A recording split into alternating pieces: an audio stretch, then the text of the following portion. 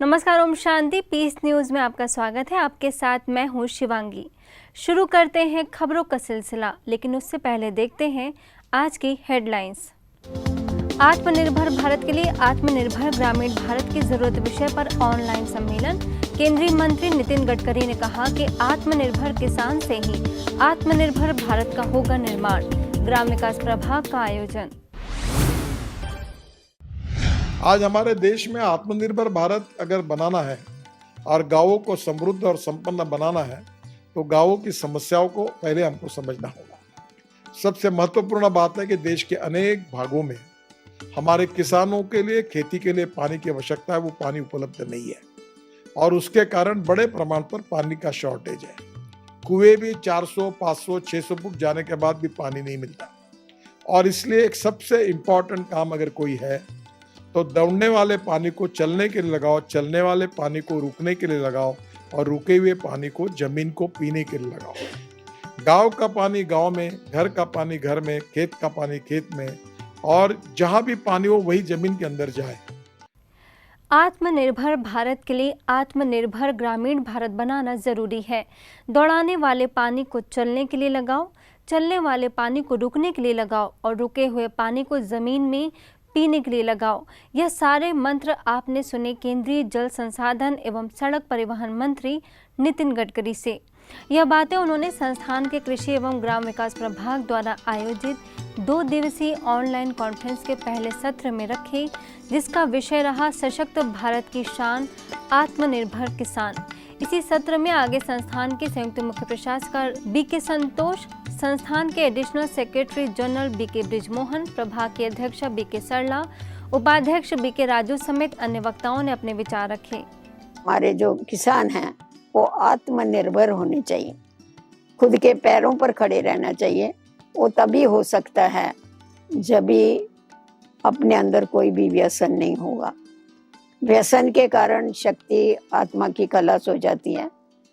तन और मन दोनों को तंदुरुस्त करने के लिए हमें थोड़ा सा आध्यात्मिकता का साथ लेना पड़ेगा। ब्रह्मा कुमारी और हमारा ये ग्राम विकास प्रभाग जो है राजयोगा फाउंडेशन का, हमारा असली पर्पस ये रहता है कि मनुष्यों को, किसानों को गांव में जाकर, जहां भारत की अधिक जनसंख्या रहती है, वहां पर ये श्रेष्ठ कर्मों की खेती का ज्ञान दिया जाए।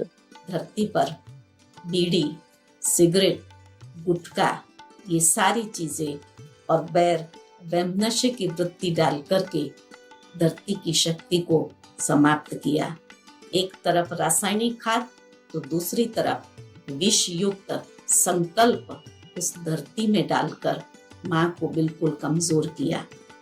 ऐसे समय पर किसानों को आत्मनिर्भर बना करके हमें अपने भारत देश को सशक्त बनाना है। 2 दिन के इस सम्मेलन में सभी बहुत रुचि से हमारे वक्ताओं के सुंदर अनुभव युक्त विचार सुनेंगे और अपने जीवन में ला करके भारत देश की कृषि को सशक्त बना करके खुद भी सशक्त बनेंगे, कृषि के क्षेत्र में भी एक नई प्रगति करेंगे, शाश्वत यौगिक खेती की विधियों को सीखेंगे और भारत देश को आत्मनिर्भर बनाएंगे।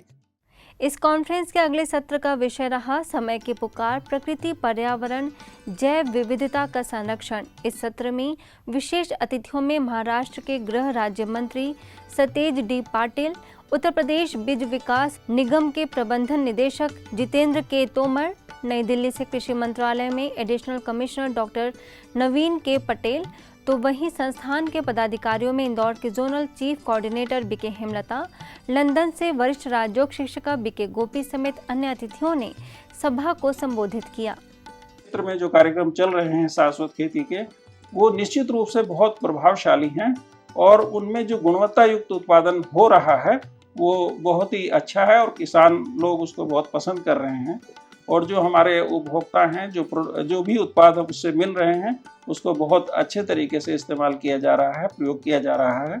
एवं पर्यावरण संरक्षण के लिए ये न केवल किसानों का एक कार्यक्रम होना चाहिए, बल्कि ये हर जनमानस के प्रति एक तरह की भावना होनी चाहिए कि हम अपने आसपास के वातावरण को संरक्षित रखें और हमारे आसपास जो भी चीजें पाई जाती हैं जो कि प्राकृतिक रूप से उपलब्ध हैं उनका हम समुचित उपयोग करना सीखें और हम दूसरे लोगों को भी बताएं कि ये हमारे लिए बहुत जरूरी है और इनको हमें संरक्षित करना अति आवश्यक है। जैसा अन्न वैसा मन और जैसा मन वैसा तन, अर्थात जैसा अन्न हम लेते हैं वैसा ही मन पर उसका प्रभाव पड़ता है और मन का प्रभाव तन पर पड़ता है।